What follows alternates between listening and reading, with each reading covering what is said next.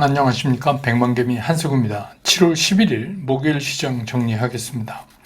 아침에 끝난 뉴욕 시장은 이제 어제 파월 의장이 하원에서 또 발언을 했죠. 그 발언이 그 전날 발언보다 조금 더 비둘기파적인 쪽으로 나아가면서 3대 지수가 모두 상승 마감을 했습니다.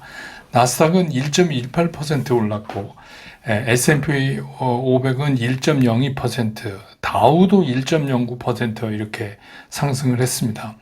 뭐 뉴스들에서 아시지만 나스닥과 S&P 500은 또다시 또 새로운 기록을 만드는 그런 모습을 나타내서 우리 시장도 뭐 출발 당시는 좀 부담 없이 출발을 했는데 역시 이제 그 뒷심 부족으로 좀 물러나면서 끝나는 그런 모습을 보였습니다. 코스피 같은 경우에 0.7% 이상 상승하면서 출발을 했지만 그 후에 이제 추가적인 상승을 잠깐 보이다가 다시 그 밑으로 내려왔어요. 그럴 수밖에 없는 게 이제 기관이 굉장히 오늘 움츠려 들어서 매도 쪽에 있다가 주로 매도 쪽에 많이 있고 잠깐 매수 우위를 보였습니다만 그랬고 개인도 이제 매도 우위를 보였고 그래서 추가적인 상승에는 좀 오늘 제동이 걸리는 그런 모습을 보였습니다.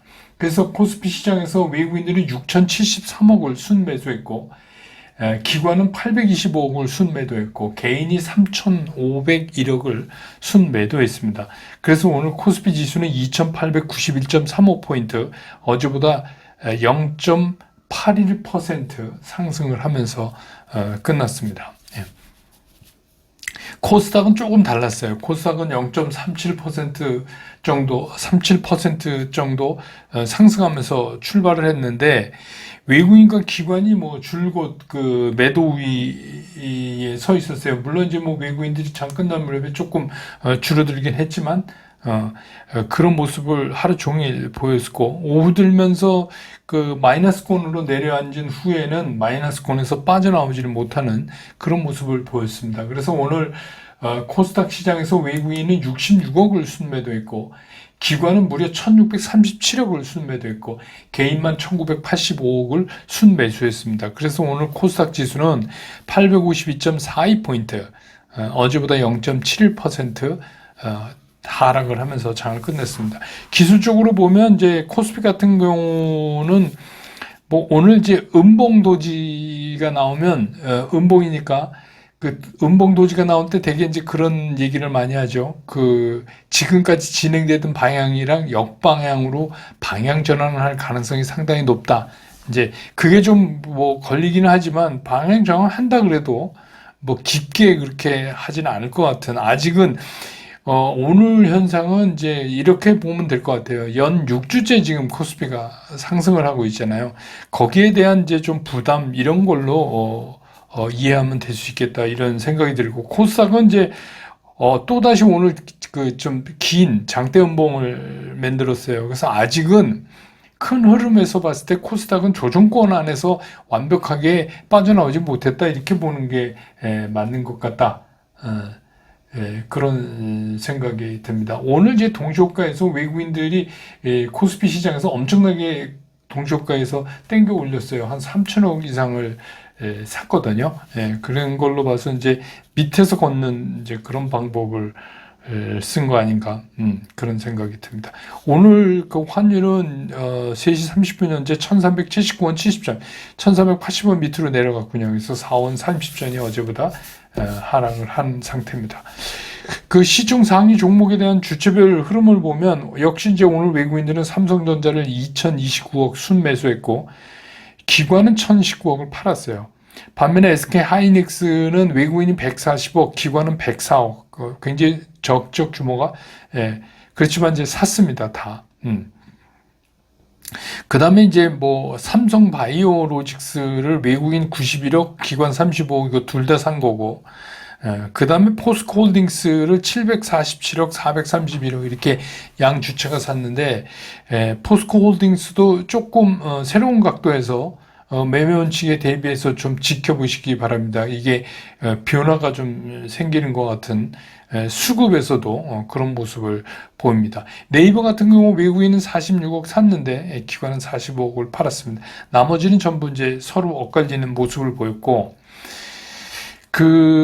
이제 뭐 기아, 현대차는 외국인은 뭐 계속해서 현대차 312억, 기아 164억 이렇게 사고 있는데 기관은 계속해서 현대차 35억, 기아 315억 이렇게 매도를 계속 하고 있습니다.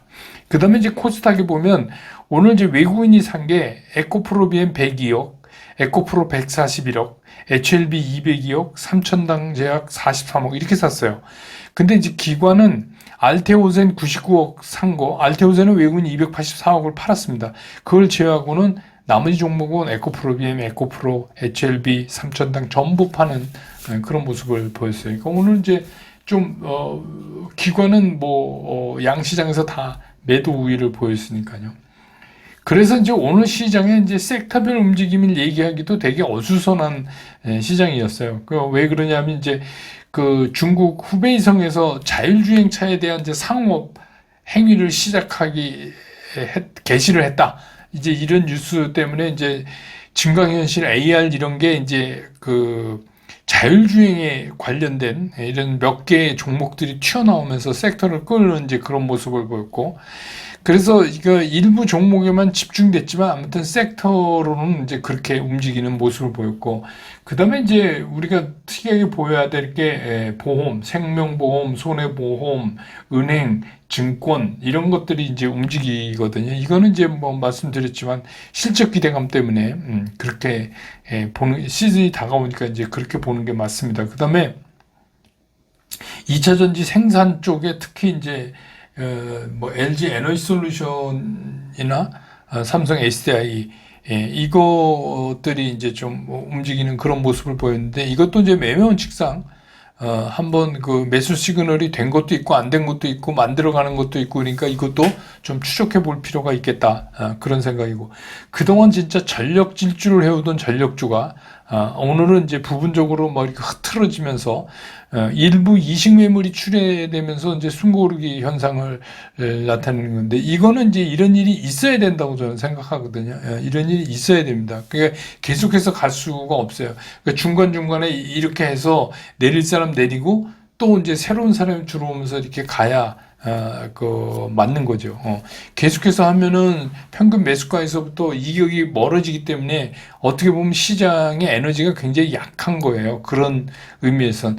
그래서 오늘은 전력주가 전력 질주는 못했지만 그 나름대로 숨고르기 치곤 괜찮은 모습이다, 이렇게 이제 평가될 수가 있겠습니다.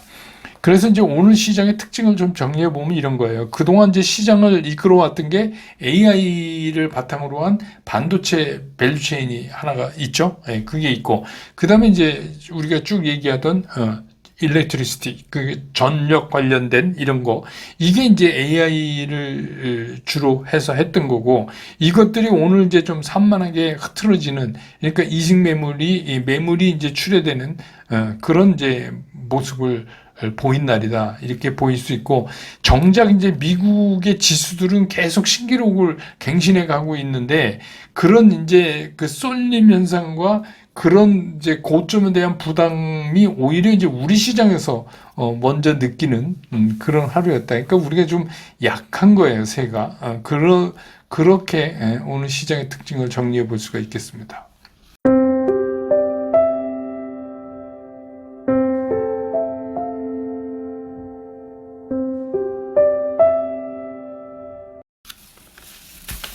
시장 좀 보면 우리 시장이 방금 말씀드린 것처럼 뉴욕 시장처럼은 아니지만 우리 시장도 이제 코스피 기준으로 하면은 52주 신고점, 2896.43을 갔었잖아요. 그러니까 이제 그런 52주 신고점에 대한 부담감이 항상 있어요. 그리고 이제 늘 그렇지만 요새 이제 장이 좋으니까 저는 그런 얘기 잘 안 하지만 막 3천 간다 막 이런 얘기 나오고 그러잖아요. 근데 그런 이제 좋은 얘기 나오면 항상 경계를 해야 되는 거는 맞죠.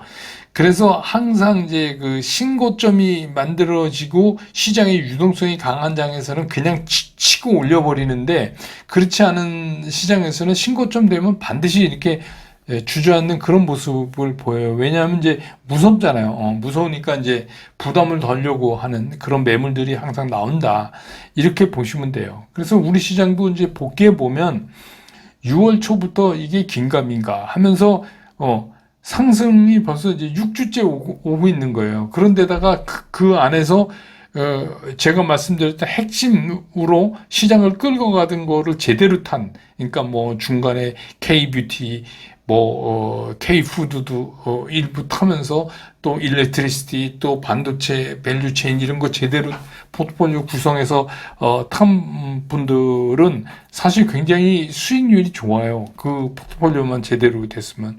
그래서 내용적으로 보면 우리 시장도 사실은 쏠림 현상이 장난이 아니었던 거예요. 뭐 미국만 그런 게 아니라 우리도 그런 게 사실은 계속 6월에서부터 지금까지 진행해 왔다. 그래서 이제 AI 관련된 그런 이제 반도체 밸류체인이 있고, 전력으로 질주하는 그 전력주가 있고, 그리고 이제 좀 이런 것들이 오늘 이제 처음으로 피로감을 좀 나타낸 거다.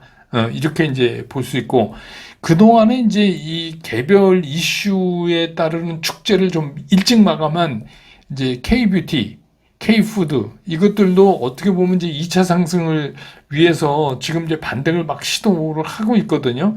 근데 아직은 1차 때처럼 그런 강한 상승을 그 수급을 끌어내지를 못해요. 그러니까 그냥 애만 쓰고 있는 거죠. 그래서 뭐 올라가는 게 나쁜 건 아닌데 아직은 제대로 된 수급 라인을 끌고 들어오지는 못한다. 그 얘기는 뭐냐면 기억에 K-뷰티에서 샀다가 팔아갖고 이익 남은 분들 있잖아요. 그분들이 판 가격보다 아직 못 왔거나 그 가격이 넘어가면 얼굴 뜨거라고 쫓아서 사죠. 그러니까 이제 못했거나 아직은 그 잔상이 남아 있어요. 그러니까 그 얘기는 뭐냐면 우리가 2차 상승을 하려면 그냥 법으로 정한 것처럼 요쯤 가면 2차 상승해야 돼 이런 게 아니잖아요. 그러니까 2차 상승을 하려고 그러면 뭔가가 수급이 따라 붙어줘야 돼. 맞아 이러면서 이게 우리 시장 컨센서스 공감대가 형성되면서 이게 올라가야 되는데 아직은 그런 걸 좀 K-뷰티, K-푸드는 애는 쓰는데 잘 안 되고 있다. 그러고 있다.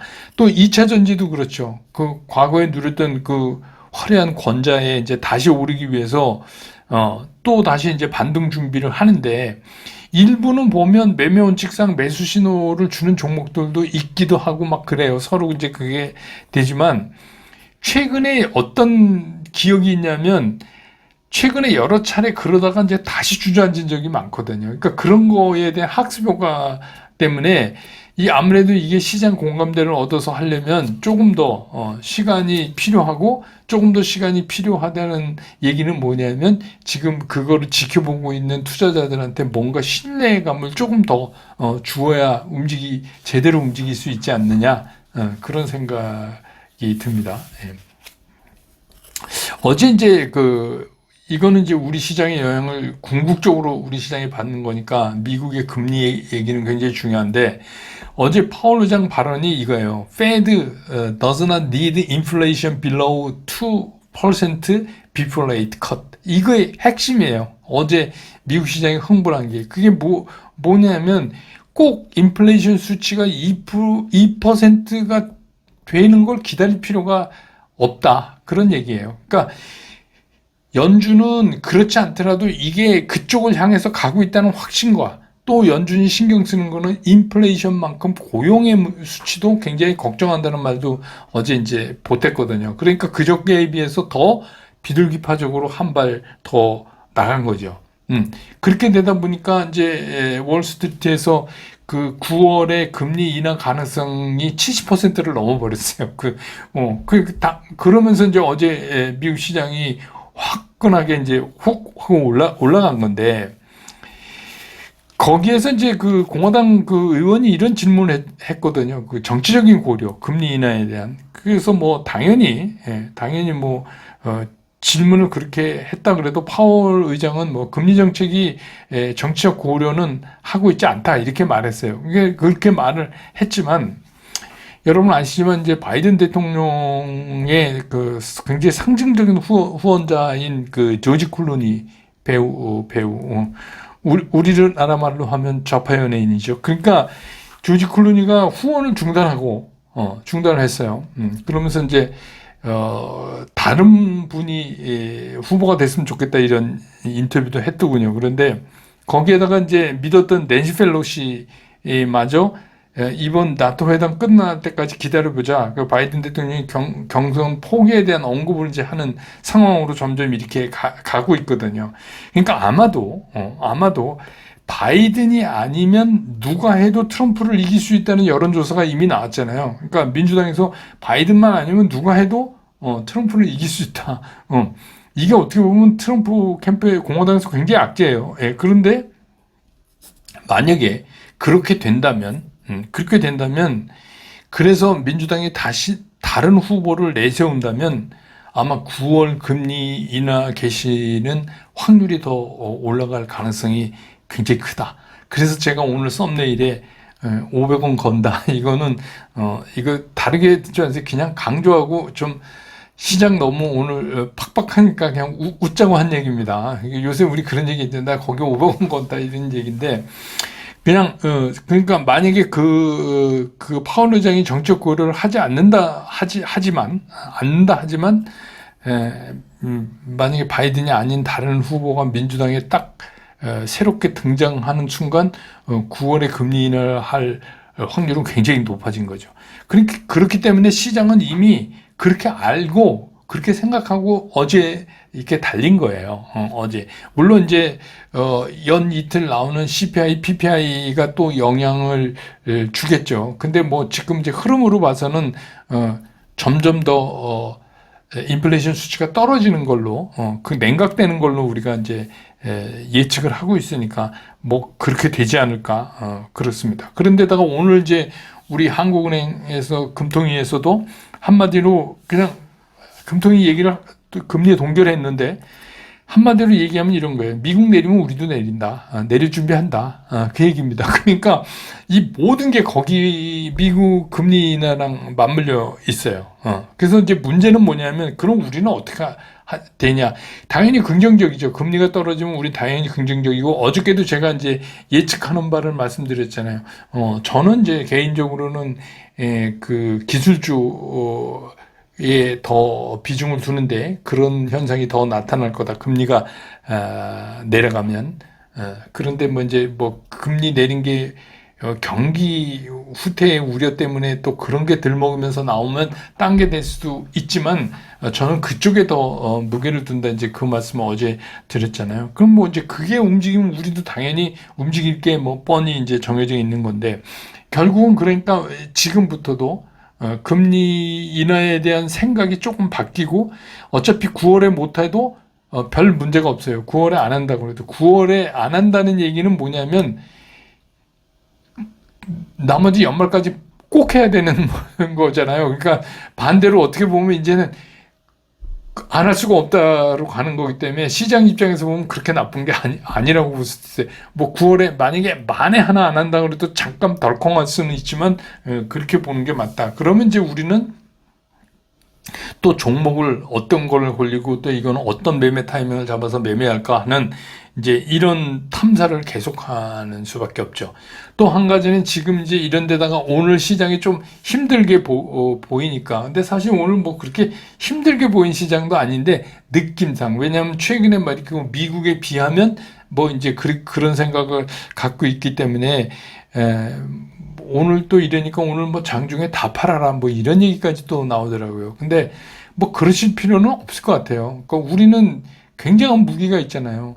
매매 우측 보면 되잖아요. 꺾이면 그때 팔아도 되는데 미리 걱정해서 미리 다 던지고 뭐 그럴 필요가 있을까? 저는 이제 올 들어서도 계속해서 여러분 말씀드리고 저도 뭐 실제로 시장에서 보고 그래도 수급선이 살아있는데 미리 막 팔 필요는 없어요. 그러면 그 다음 매매가 굉장히 복잡해져요.